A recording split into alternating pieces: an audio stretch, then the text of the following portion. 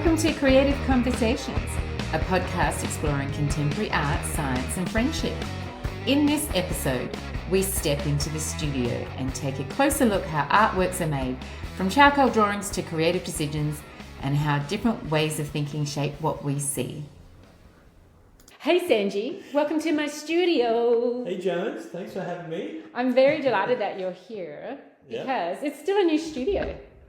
Yeah. It's starting to get a bit of life into it. Starting to look like an artist studio, that's for sure. Yeah, you were last here when you helped me polish the floor. That's right. And now I see there's a layer of charcoal there in the corner. Yeah. So you've been mad at work, furiously creating some wonderful art pieces. Why don't we chat about those today? I think we should chat about those, Sanji, because last time we realised that you have no innate need to create, and that I do. And you're a scientist, I'm an artist. Yep. And here we are. So now we're going to explore the artist side of creativity. Yep. You ask really interesting questions because you're of that science mentality. So I'm just going to hand it to you because we're standing in my studio, we're looking at my charcoal drawings. I've got work that's been displayed in shows before, and I've got new work on the boil. So, and they're charcoal drawings. That's the medium I quite like working in, is charcoal on paper. Oh, look, I think you've got a real knack for creating with that medium. Your charcoal drawings are quite spectacular. And we've been chatting about your style, what you hope to achieve when you create these types of work, how you want the observer to interact with your work. I think that's my job as an artist, right? To grab a viewer. Once they're in front of my work, I've got to leave them there as long as possible. Maniacal laughter. Thank you, Dr. Evil. Thank you.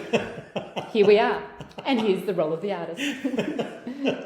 All right, well, why don't we just start chatting about some of your work and just figure out what makes you tick. Good luck with that. But please, take it away, Sanji. Ask me my first question. All right, well, why don't we start with that, I don't know, how should we refer to that piece? Okay, this piece is titled, Look What You Just Made Me Do. That's right. And it is from my previous show that I had at No Vacancy, and it is a body of work that looks at women musicians and their lyrics. Well, that particular piece there, I look at that and I couldn't help but note, when you first showed it to me, I was really close to the drawing. And you were talking about structure and what you were hoping to achieve. And because I was so close, I couldn't see it. Yeah. And then we pinned it up on the wall and I stepped back a few metres, I'll say 3 metres away, and all that was revealed. And I found that really fascinating. I couldn't see it when I was really up close. And then I pulled away and then I started to understand what you meant by structure. And it's got depth. It looks like a sculpture. Yeah. And yet it's 2D. And I'm blown away by your skill set for a start, because you're able to achieve that. So you're obviously a talented artist. Oh, thanks, Sanj. Yeah. And you've got these skills to draw upon. You're able to bring that to your art pieces. And great depth. There's obviously layers to it. I look at it and I'm fascinated. It looks like I see a female face that's withdrawing into the piece of art. But I'd love to hear your mindset. What drove you to make this piece of art? Yeah. What drove me to make that art? This particular piece. Just start with the fundamentals. Where do you start when you're drawing that? What do you do? Do you start with the printed words across the page? No. No. Okay. All right. Well, it's a hard no. It's hard no. All right. No. I think it probably comes down to what the body of work is about, and that is actually, it's about communication, and it's that play between visual communication and the written word. Yeah. And it's also tapping into ideals of positive affirmation, but then it's going conceptually further back, and it's looking at patriarchal viewpoints through a feminist lens. I was looking at how women have space to be who they are. I was looking at these exceptional musicians like Dua Lipa, Taylor Swift, Amel and the Sniffers, all these amazing women who are very true to themselves, take up space and get to perform their words on stage every night. And so I was thinking about that and thinking about the role as a visual artist And we don't have that same opportunity in a live audience to be able to do that. But I wanted to have a conversation about this positive affirmation and role models that these are, and then looking at it in a visual format. So it's me playing against the visual and the word, and then creating my own arena, so to speak, to have that conversation. Can I just ask, and I hear you talking about positive affirmation, there's obviously those themes running through work, but can I ask, that there's a female face, as I said, to me it looks like she's withdrawing into the art, like almost falling into it. Can you interpret that? Or it's not interpretation, it's your view because you're the artist. What's happening there? Can you explain that to me? I think technically, if we look at it from a technical perspective... Technical and emotional. Okay. I want to understand what you're trying to I feel technically... put forward there. I think technically I don't see the page, because I do work with just paper. I don't see the paper as just a flat space. I don't see it as two-dimensional. I see it as three-dimensional and four-dimensional. So there's that experience between me, the paper, and then what goes on. And I look at it as a deep space. And so her falling into it, I'm quite excited that you see that there is enough space for a person to be falling into the page. It's like going into another world, or I don't know. I mean, there's so many movies you can draw on your movie knowledge to say where there's other worlds. Is it like Stranger Things? The Upside Down. The Upside Down. It's a deeper space. It's not what just exists on the surface. But that's not like a positive theme. I mean, not from a logical perspective. I'm looking at that, and that doesn't appear to be like a positive theme. Can you explain? What do you mean? It looks quite dark, the themes that you've got going there. Oh, really? Oh, yeah. Do you think it's not the charcoal that's colouring your image of it? Oh, it could be. But to me, it looks like this female face that's withdrawing into the art, and I just instantly get a negative sort of feeling about it. Oh, do you? But it's a strong piece, though. Strong piece. Oh, absolutely. But I'm just trying to understand what you're trying to convey emotionally. That's what I'm trying to understand. There's a tussle between a visual medium and the language of words. It's a communicative piece, and it's trying to fit them both on the same page. So I'm looking at the written word and the visual image, and I want them... It's almost like there's a litigato, un piccolo litigato, a little fight on the page, where it is a struggle. I don't think it's a negative thing that you can see. I think that it's more that you can read the actual fight going on within the page. And I don't think it's necessarily sinister or in a dark place, but I think anything that you're working through, whether it's a difference of opinion or conversation, that exists, right? Yeah, and look, I'm interpreting this particular piece of art from a non-artistic perspective. But I think that's okay. I don't think you need an artistic perspective. No, but I'm just being completely honest about the raw, what's invoked in me when... Well, that's good though, right? That's what you want it to do. You don't want it to just fall off. There is a bit of a dark edge to a lot of your work, which I really like. Yeah. It's interesting, it's bold, it draws you in and asks questions. I don't mind the dark. Me too. I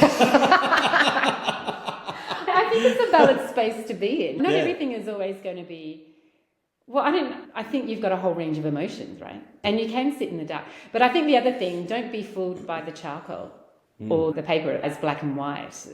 If I was to do this in colour, well, I don't think I could do them in colour because my skill set is different. Like I have a natural affinity and I work very hard with charcoal. So I have a natural affinity towards that material. Okay. And so we can work together to create a conversation that does have that emotive tendency because I have the ability to hold on to it and let it go at the same time. And I'm okay with it and comfortable with that. Whereas if it's in colour, then you've got colour theory to contend with. Help me out. What do you mean by colour theory? Oh, well, when you're working with colours, are you familiar with the colour wheel? You've got blue, red. Absolutely. Yellow. Roy Gabiv. You go good. Roy Gabiv. That's, again, science background. That's how I remember things. Anyhow, there's cool colours and warm colours. And so cool colours will recede and warm colours will come forward. And so when you're working in colour, you need to take that into consideration. And so that will slow me down. To have to work in colour will slow me down. Okay. Also, if I work in colour, then I have control over how I tell you how to feel because colour will actually emote. People will experience something based on the colour something is. And that's not my job. I don't have to tell you how to feel. That's not my job. Yeah. That's your job. And so as an artist, that's probably why I also like working in black and white, because then you can project whatever you want onto it. But don't take it as that, oh, it's dark. I mean, it's charcoal. It's dark. Well, I can't help but there is that sense that there's a kind of a dark edge to it, but it's intriguing. You're obviously skilled at using that as a tool. All right, so that's that piece. That was from a previous art exhibit. Yeah. What about some of the new stuff that you're about to exhibit? Yeah. I am riffing off of the previous work. The body of work was called Chosen Words. I was looking at contemporary women artists, and this time I decided to go back in time. And so I've gone back to the 1960s because I think that's a little bit of fun, the swinging 60s. And instead of music, I'm jumping into film. But I've also chosen a film that was a book. And so once again, it's been transported from the written word to the visual medium, and now I'm taking to visual arts. I've chosen Truman Capote's Breakfast at Tiffany's. Interestingly, like, that book is not a happy ending. The movie has a happy ending. So once again, the language has changed. And so that intrigues me, that transformation or interpretation. Yeah. And now I'm taking that interpretation into my work. I'm starting it with the movies, and I'm starting with stills from the movies. I've got 4 drawings up, and I'm working through them quickly.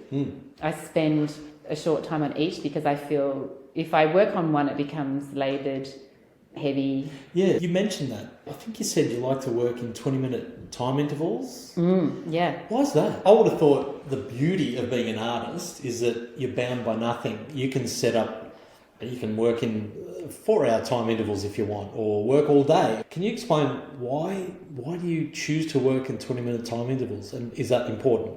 I think boundaries are important as an artist. I think to make good work, you need not enough time. You probably need not the right materials. Okay. So this is the old adage, artists need to struggle. Unfortunately. You need to go to a dark place. You probably need the struggle. That becomes the fight, right? Yeah. Because you don't want to be complacent. Okay. So, but see, from my perspective, complacency is a great thing. I don't feel the need to create. So I'm still stunned by that. Yeah, or I don't sit around thinking, I'm going to go create a piece of wondrous art for people to digest. I don't think I do either. I think that the next part, they must digest it. And it's like, well, good luck if you do. But Well, I mean, it'd probably be people nice. do, yeah, people do, Yeah. view your art, but I do hear positive reports about it. That's nice. yeah, I do get blown away. The mindset of an artist and what drives an artist to do what they do.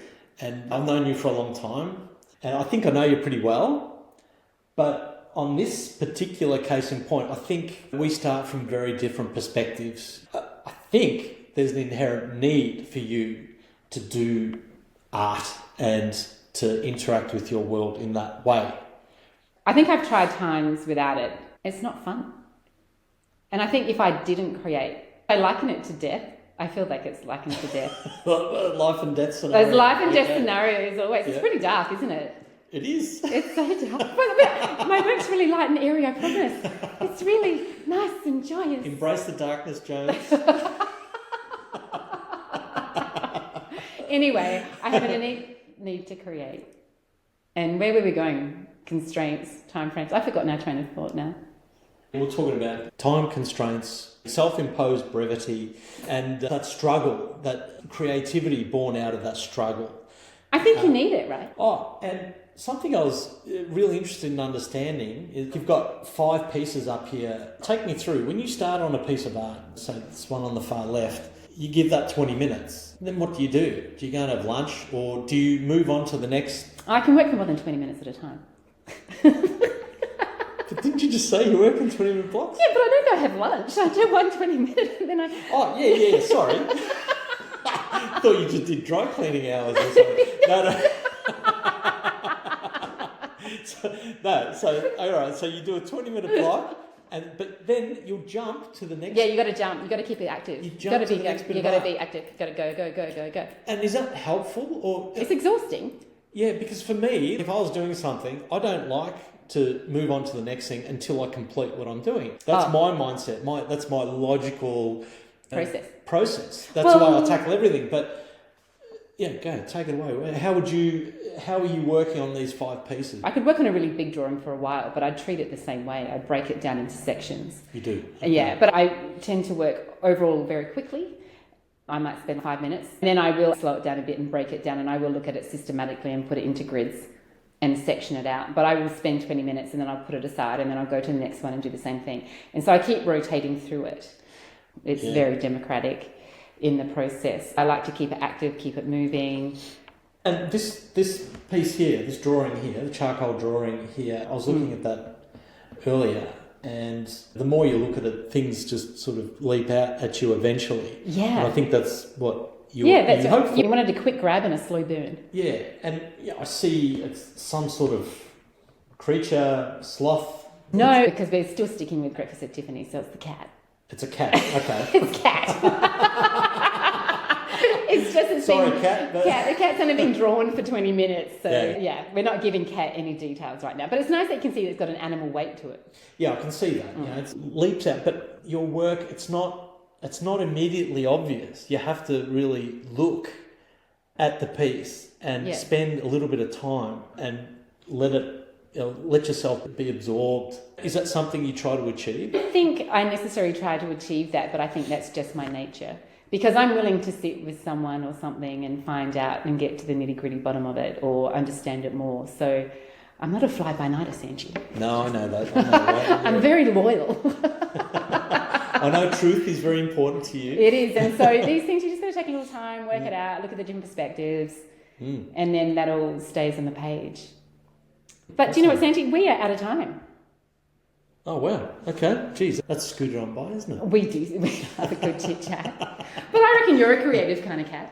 What would you say that you like to do that's creative? Well, and some say that I don't mind a bit of a sing-along, but are you trying to get me to have... I am wanting to hear the dulcet sound of Sanji singing, because I think you... Go out on a tune, Sanji. All right, will you join in? No. There is no way I'm joining in. Go. Give me one line of what favourite song. Is there a movie that you like? Yeah, one always comes to mind. We're all 80s kids, aren't we? Do you know it's very fashionable right now, the 80s? We're all Gen Xers in this room anyway. Ferris Bueller comes to mind. Classic. Yeah, classic. All right. Dankeschön, darling, Dankeschön. Thank you for all the joy you bring. Picture show, second balcony was the place we meet. Descartes Street. Oh my God, that is amazing. You are creative, you sly fox. Good one, James. Oh, too funny. Anyway, cheerio, Sanj. All right, till the next time. Thanks for listening to Creative Conversations. If you enjoyed this episode, follow the podcast for more conversations exploring art, science, and the ideas that shape how we see the world.